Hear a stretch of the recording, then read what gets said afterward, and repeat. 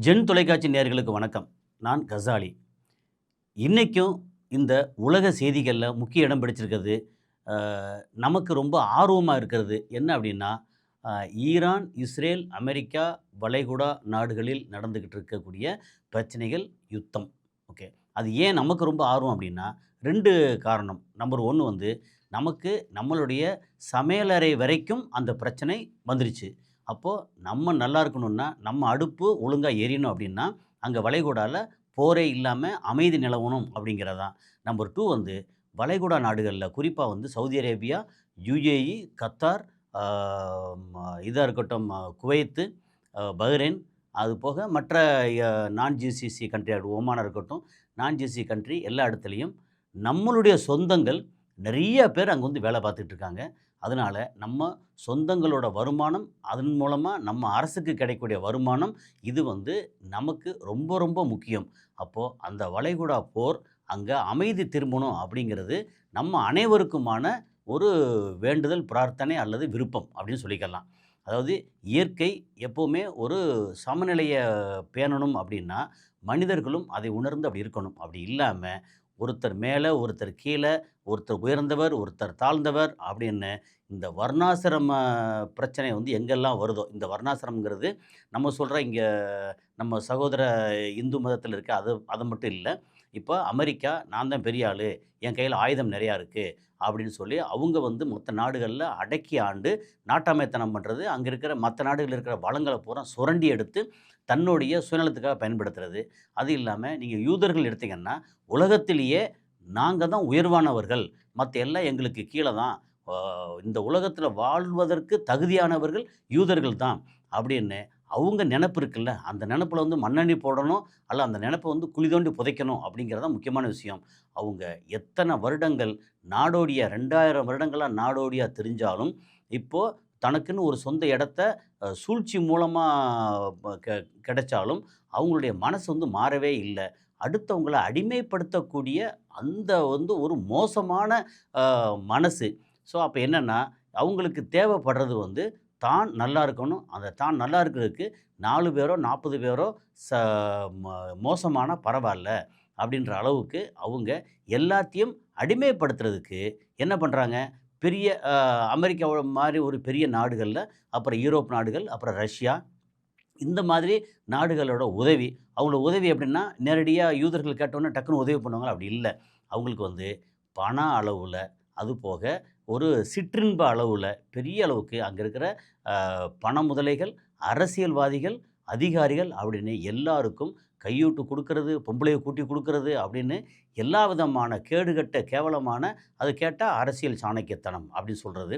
அந்த மாரி இந்த இப்ப சமீபத்தில வந்திருக்க எப்ஸ்டீன் ஃபைல் முதற்கொண்டு, அந்த எப்ஸ்டீனும் ஒரு யூதன். ஸோ இதத்தான் சொல்ல வரேன். இப்படி உலகத்தையே ஆட்டி படைக்கிறது, அப்புறம் பேங்கிங் சிஸ்டம், வட்டி, அதுக்கப்புறம் பண பரிவர்த்தனையிலிருந்து அப்புறம் ஆயுதங்கள வந்து விற்பனை பண்றது, அந்த ஆயுதத்த சோதனை பண்றதுக்கு ஏதாவது ஒரு காரணத்த சொல்லி ஒரு எளிமையான ஒரு அப்பாவி நாட்டு மேல அடிக்கிறது அப்படின்னு, இந்த யூதர்கள், இஸ்ரேல் அவங்க பண்ணிட்டுருக்க அராஜகத்துக்கு அளவே இல்ல.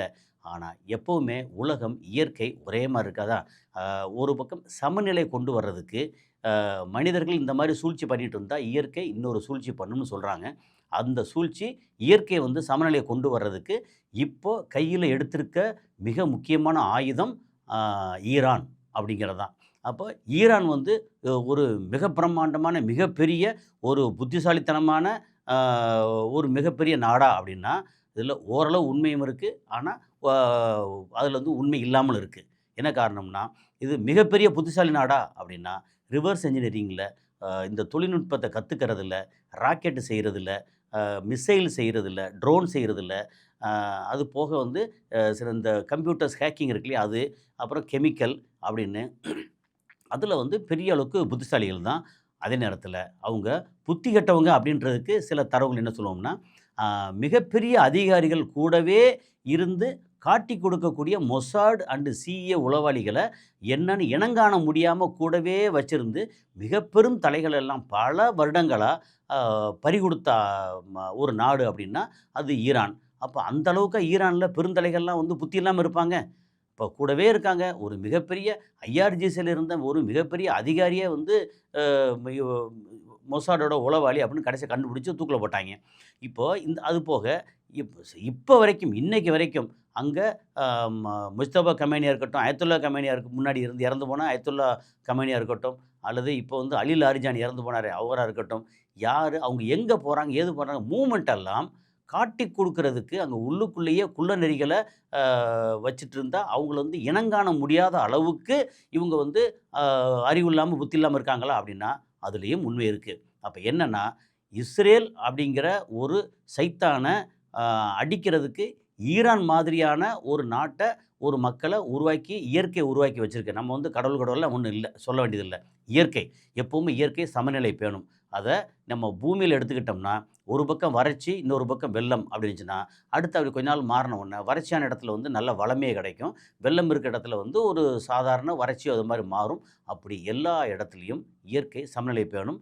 அ அப்படிங்கிறது தான். அதே மாரி நாடுகள், மனிதர்களுக்கு இடையில பேதம் இருக்கே, அந்த பேதம் வந்து காலப்போக்குல மாறும் அப்படிங்கிறது தான். ஒரு காலத்தில பிரிட்டிஷ்காரங்க உலகத்தையே ஆண்டாங்க. நாங்க தான் பெரிய ஆளு, பெரிய பிஸ்தான்னு சொல்லிட்டு இருந்தாய்ங்க. இன்னைக்கு அந்த பிரிட்டிஷ்காரங்க இங்க வந்து மத்தவங்கட்ட கையேந்துற அளவுக்கு வந்துருச்சா? அப்படிங்கும்போது உலகம் மாறுது. அதே மாதிரி அமெரிக்கா, அவங்க வந்து உலகத்தின் பெரிய அண்ணன். நாங்க மட்டும் தான் அ உலகத்தின் ஒரு வல்லரசு. மத்தவங்க எங்களுக்கு கீழ தான் சொல்லிட்டு இருந்தாங்க.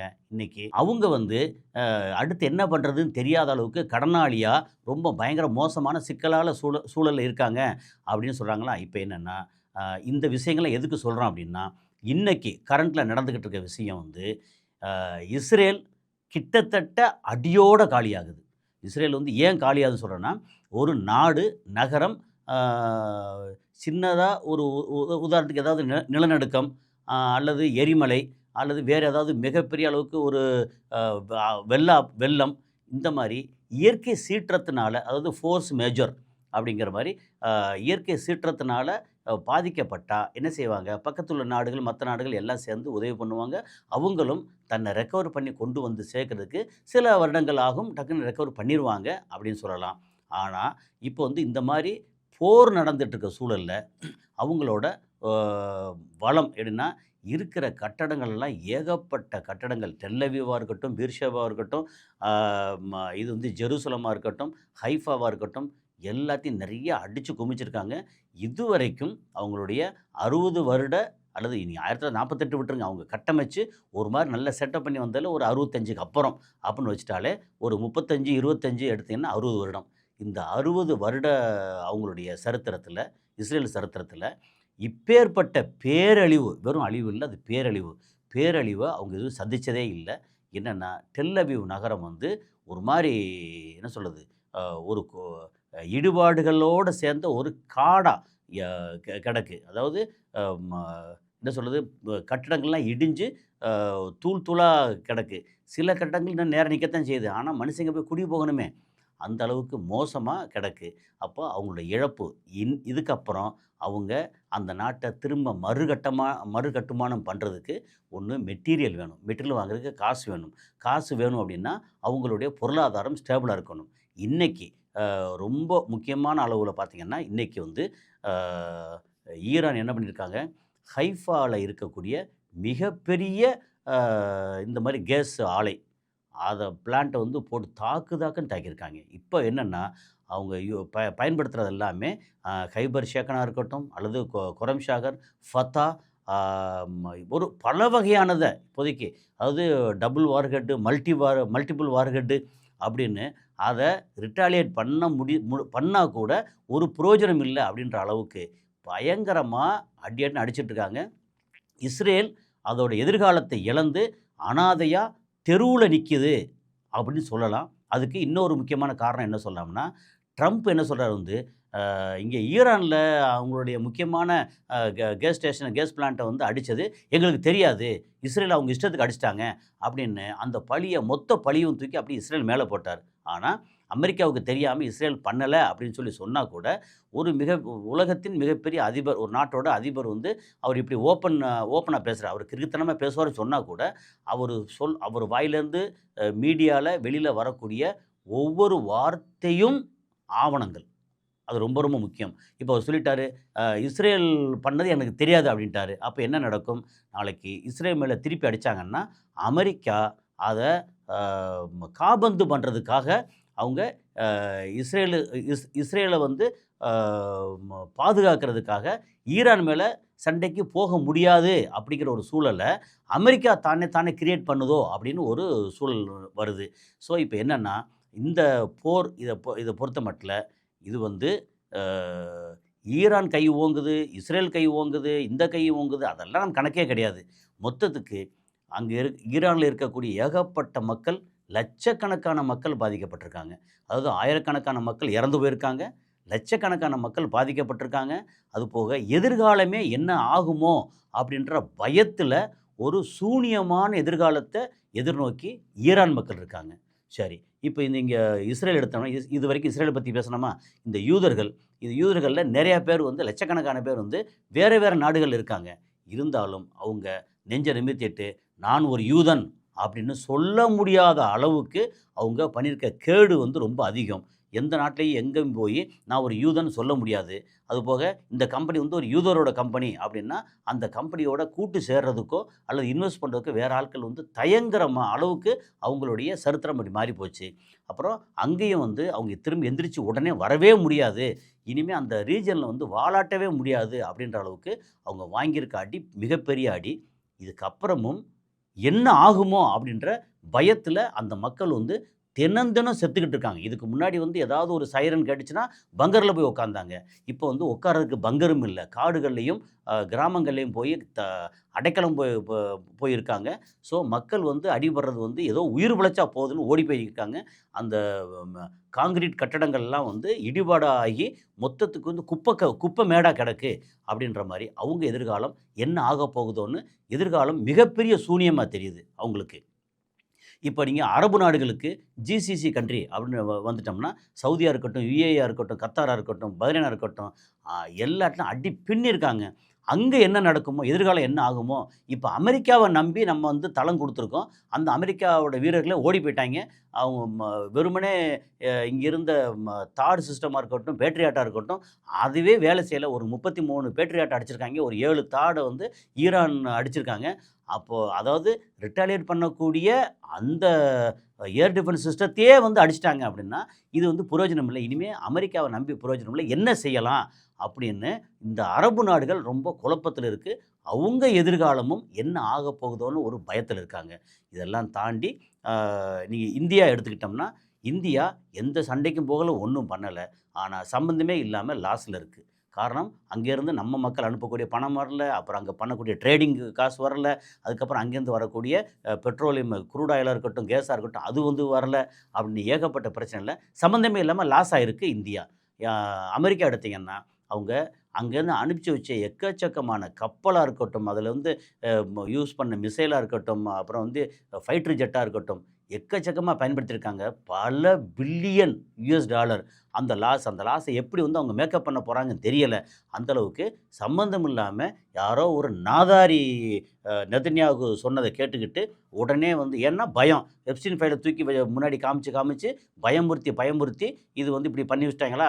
இப்போது அந்த ட்ரம்ப் அப்படின்ற ஒரு என்ன சொல்கிறது, கெட்ட வார்த்தையில் பேசிடக்கூடாது அப்படின்ற ஒரு மோசமான ஒரு அதிபர், அந்த ஆள் எடுத்த முடிவு இன்றைக்கி அமெரிக்க மக்களோட எதிர்காலம் வந்து கேள்விக்குறியாக நிற்குது. காரணம் கடன். இப்போ வந்து டீடாலரைசேஷன் இப்போ ஜாஸ்தி வந்துருச்சு.